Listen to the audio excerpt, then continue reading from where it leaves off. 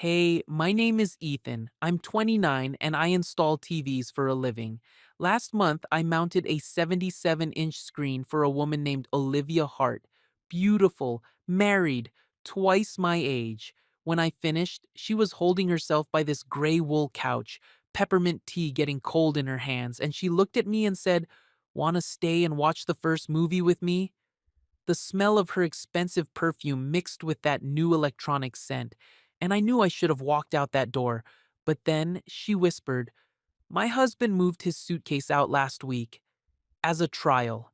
If you're watching this right now, tell me where you're from in the comments, because I still don't know if what we did was wrong." I climbed down the ladder for the last time. 77 inches of perfect black screen hung level on Olivia Hart's living room wall. Not a bubble off, not a scratch on the glass. She stood by the gray wool couch, arms wrapped around herself instead of the mug of peppermint tea steaming on her console table. Untouched, getting cold. "All set, Mrs. Hart." I coiled the last bit of cable behind the mount. "Marco said you wanted the premium calibration package?" Marco Diaz, the building super, had already headed back to the basement. "Systems check," he'd called it. But I knew he just didn't like hanging around these high-end units too long. Made him uncomfortable. The silence in these places could swallow a man whole. Olivia nodded, moved to the couch but didn't sit. "Yes, I I want it done right." "Picture settings take about 20 minutes," I said, pulling out my tablet. "You can go about your business. I'll be quiet." She picked up the remote I'd programmed, turned it over in her hands like it was made of something fragile. "Actually, would you mind if I watched? I'd like to know what you're adjusting." Professional small talk. I'd heard it before from clients who paid for installations that cost more than my van. They wanted to feel involved, in control. "Sure thing." I opened the settings menu. "First, we'll dial in the color temperature." But she wasn't really listening to my explanation about brightness levels and motion smoothing. She was holding herself in that careful way lonely people do, like if they relaxed for even a second, something might break. I finished the calibration, ran through the menu options one more time. The screen looked perfect, better than perfect. Colors so rich they made her living room seem pale by comparison. There, I packed up my gear. Should give you years of trouble-free viewing. She set the remote down on the linen scarf folded beside it, picked up her tea, but just held it, still not drinking. "Want to stay and watch the first movie with me?" The words came out soft, almost like she hadn't meant to say them, like they'd just escaped. I stopped moving, tool bag half zipped in my hands. I. "That's very kind, but I have another appointment." "You don't." She looked at the window. Late afternoon sun slanting through glass. "Marco mentioned you were done for the day." My mouth opened, closed. I glanced at the invoice on her coffee table, still unsigned, a chaperone made of paper and professional distance. "I shouldn't," I said, but I didn't move toward the door. She finally took a sip of her tea, made a face, gone cold.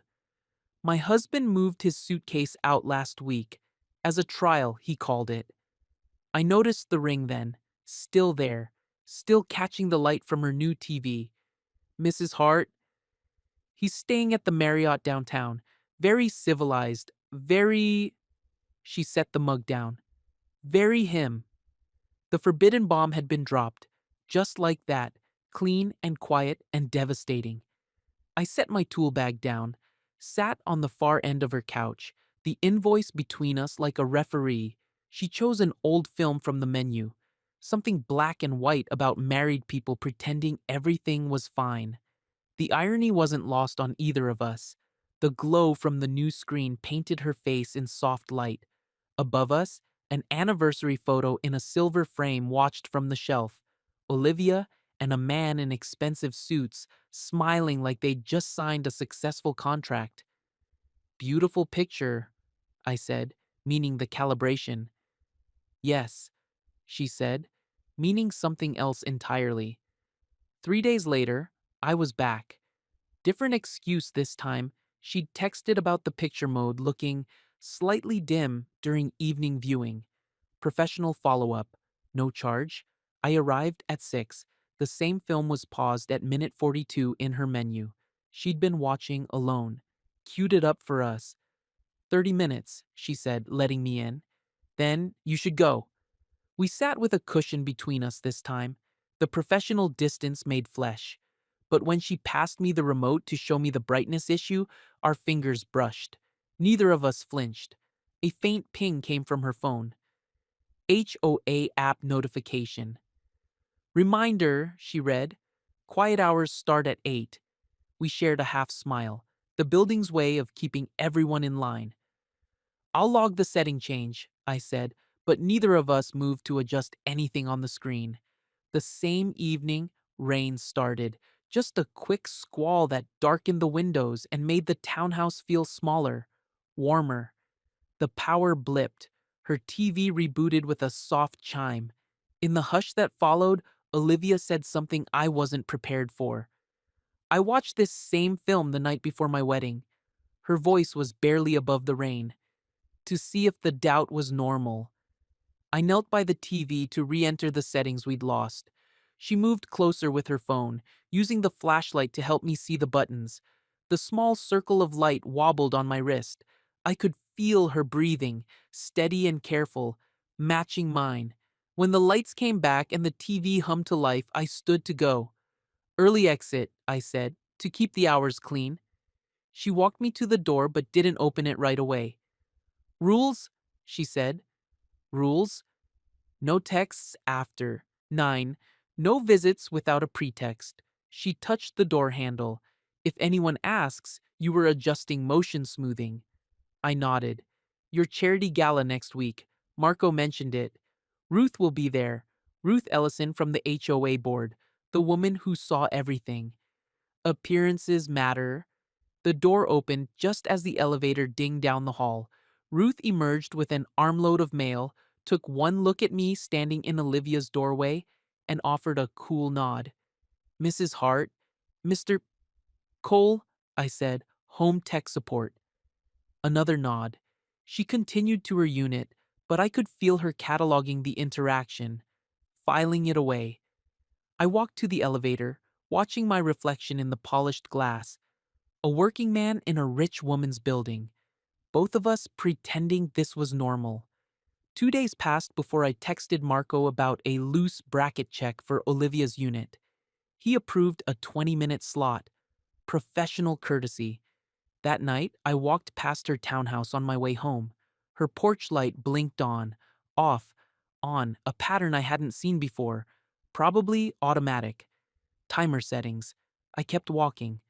The next afternoon, I performed the bracket check. Everything was solid, of course.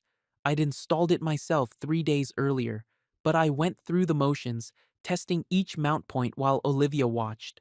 Ruth had posted in the HOA chat about non-resident vehicles idling. Marco replied that service vehicles were authorized for building maintenance, the digital equivalent of a turf war, fought in passive-aggressive notifications. Olivia's sister called while I was there, Nora. I could hear her voice through the speaker, asking about work, about Daniel, about whether Olivia was eating enough. I'm fine, Olivia said, deflecting with talk about an art loan list she was preparing for a museum. Stress creeping into her voice despite her careful control. I signed Marco's work log when I finished. Olivia placed a folded linen scarf on the console beside her remote. To protect it from dust, she said. A graceful nothing that felt like something. That evening, after I'd left, Olivia drove to her sister's condo across town. I found out later because Nora called the next day to check on me. Not me specifically, but the situation. She had radar for her sister's stress. Are you safe? Nora had asked. The question hung between them. Safe from what? From whom? From the quiet desperation of a perfect life that felt like slow suffocation? Olivia admitted the marital limbo, the trial separation, the ring that stayed on like a promise or a warning. But she didn't mention me, not yet. Gossip travels faster than truth, Nora said, especially with women like Ruth watching. She pushed Olivia to set a timeline with Daniel, to stop floating in the space between married and not. That night, Olivia texted her husband, "We need a date to talk with a third party." I was parked on a side street near the townhouse row when my phone buzzed. Not from Olivia. She kept our boundary about no texts after 9. Just a work reminder about tomorrow's appointments. I drafted and deleted a message to her earlier. The cinema preset might look too dim at dusk. Want me to adjust? Professional concern. Plausible excuse. But I didn't send it. I walked past her building instead. The porch light blinked its pattern again. On, off, on. I continued to my apartment, convinced I was reading meaning into random timers. At home, I opened my toolkit to clean and organize. The blue bubble level was missing from its slot. I assumed I'd left it at another job. Easy to misplace the small stuff. 2 days later, Olivia was prepping for her charity gala. Hair appointment at 4, dress fitting at 5, the kind of evening where appearances mattered more than comfort. I showed up with a calibrated demo clip on a thumb drive. "For your reference," I told her when she answered the door. "Color accuracy test." She hesitated, glanced back into her townhouse like she was weighing consequences. 5 minutes, she said. I followed her to the living room. The same film was paused in the menu. Waiting. Always waiting. The doorbell rang. Keys rattled in the lock before either of us could move. Daniel Hart stepped through the front door like he owned it, which, technically, he did. "Forgot my charger," he said, scanning the room, taking in my presence with the practiced ease of a man who solved problems for a living. Olivia's voice changed, became formal, professional. "Mr. Cole was just finishing up some settings adjustments," she said. The motion smoothing was drifting. "Ah." Daniel nodded at me, extended his hand for a shake. "Daniel Hart, thanks for taking care of that." His grip was firm, expensive watch, the kind of handshake that said he was used to people solving his problems efficiently and invisibly. He glanced at the paused film on the screen.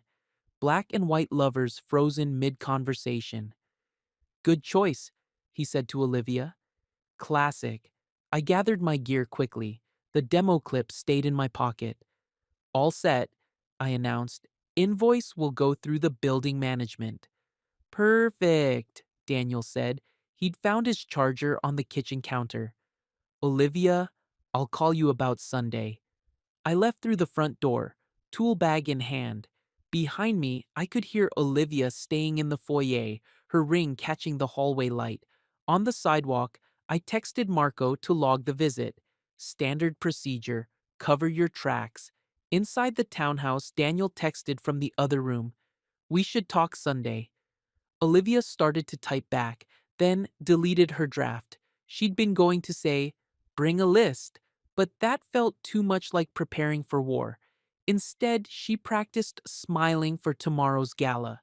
When Daniel left, she resumed the film. But she fast-forwarded through the kissing scene, stopping on a long shot of a woman staring out a window, waiting for something that might never come. The charity gala was everything it was supposed to be. Olivia luminous in navy silk, Daniel arriving fashionably late in his best suit. They posed for the photographers with the practiced ease of people who'd been married for 15 years. Ruth watched from across the hotel ballroom, making mental notes. A client approached Olivia about lending a painting to her museum contact. She handled it flawlessly, all smooth professionalism and gracious connections. This was her world, the place where she belonged. Ruth mentioned young tradesmen who seemed to linger in the building these days. Just observation, just conversation. "Marco runs a tight ship," Olivia replied, laughing. The sound came out exactly right. In the cab home, her smile faded.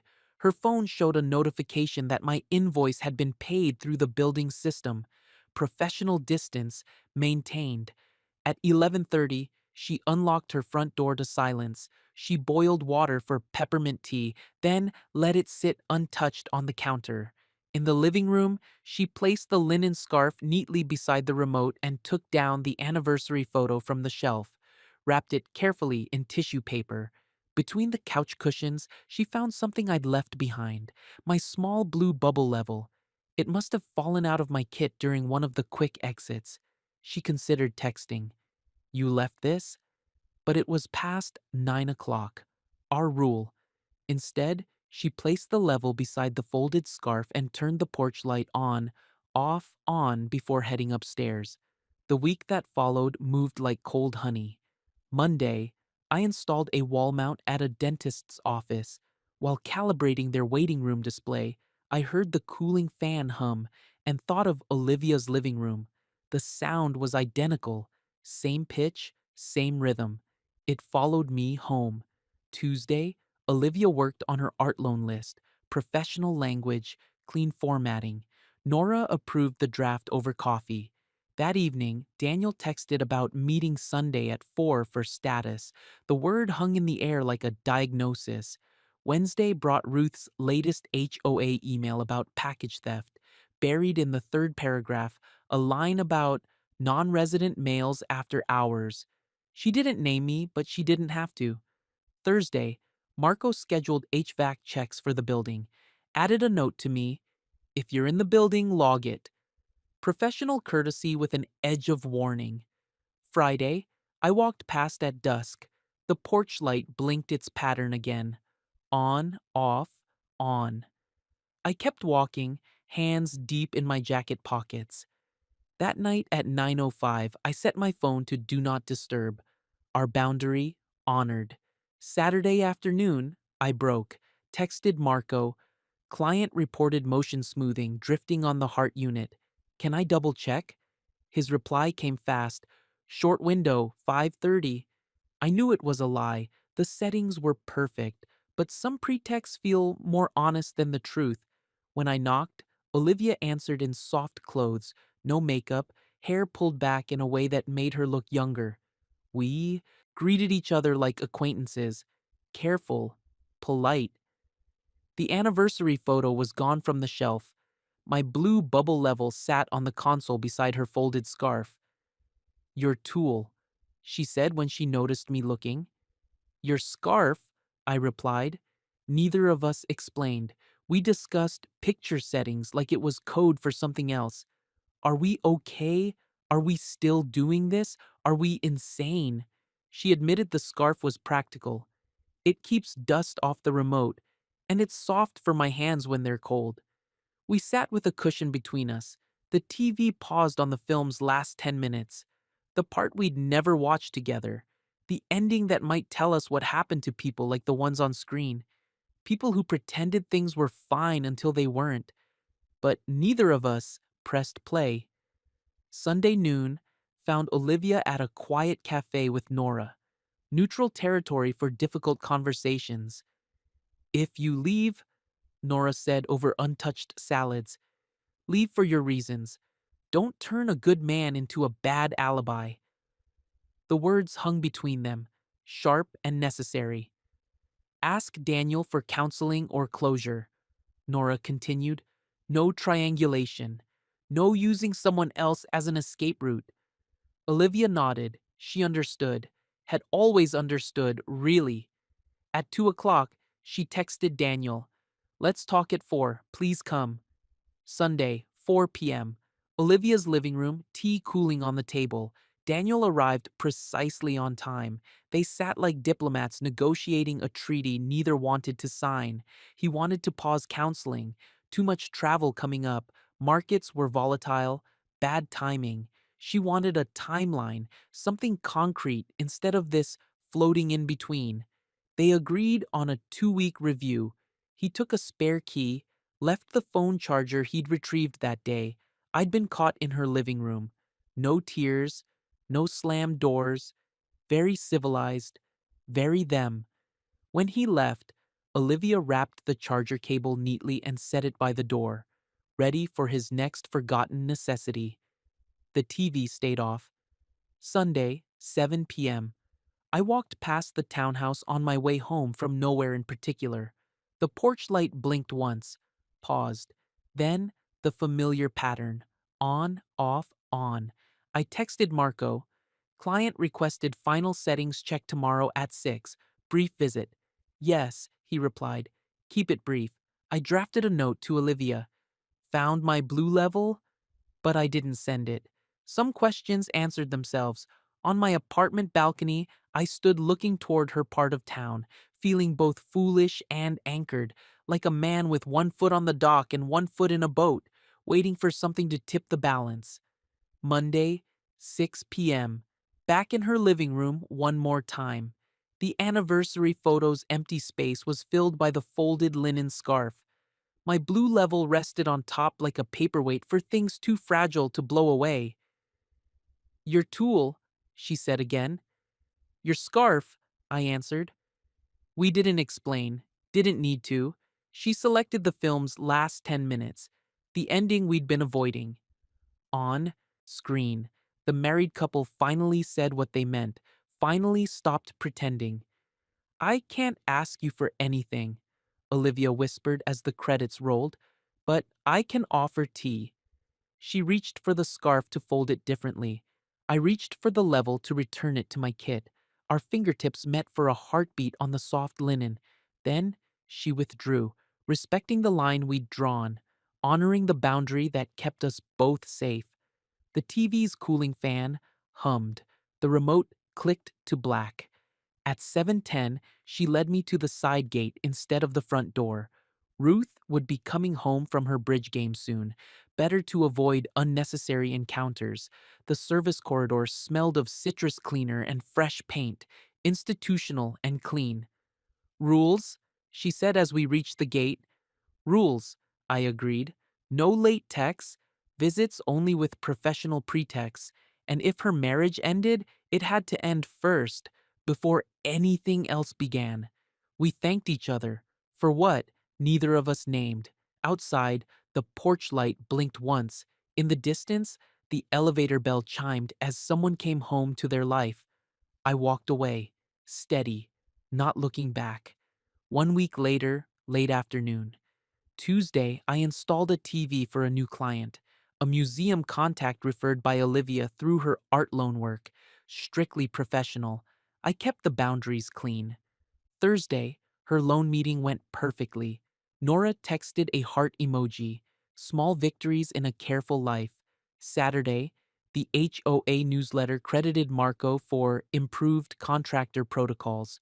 Ruth nodded at Olivia in the mailroom, a detente built on mutual respect for appearances. Sunday at dusk, I walked past her townhouse one more time. The porch light flicked on once, then stayed steady. I didn't knock, didn't need to. Some screens show endings. Ours just showed the room we were both already in. A living room with a perfectly calibrated TV. A woman who learned that loneliness wasn't the absence of people, but the absence of being seen. A man who discovered that some installations can't be measured with levels and brackets. The film we'd watched told the story of two people who pretended everything was fine until they couldn't anymore. But our story was different. We were two people who found something real in the space between what we wanted and what we could have. The porch light stayed on as I walked home, not blinking, not sending codes, just casting its small circle of light on the steps in case someone needed to find their way to the door. In my apartment, I opened my toolkit and placed the blue level back in its slot. Everything in its proper place, ready for the next job. My phone stayed on the nightstand, face up. No messages waiting, no rules being broken. Just the quiet knowledge that some connections don't need words, don't need promises, don't need more than what they already are. The hallway in my building smelled of the same citrus cleaner they used in hers. For a moment, it triggered yesterday's memory. The soft click of her remote, the gentle hum of a cooling fan, the way she folded that linen scarf like it contained something precious. Then, I climbed the stairs to my own life, my own choices, my own careful distance from things that could break if held too tight. Some nights, I still walk past her street on my way home, not looking for signs or codes or blinking lights, just because it's a nice neighborhood, quiet, well maintained, and sometimes, just sometimes, the porch light is on when I pass, steady and sure, casting its circle of light for anyone who might need to find their way. Some doors stay cracked,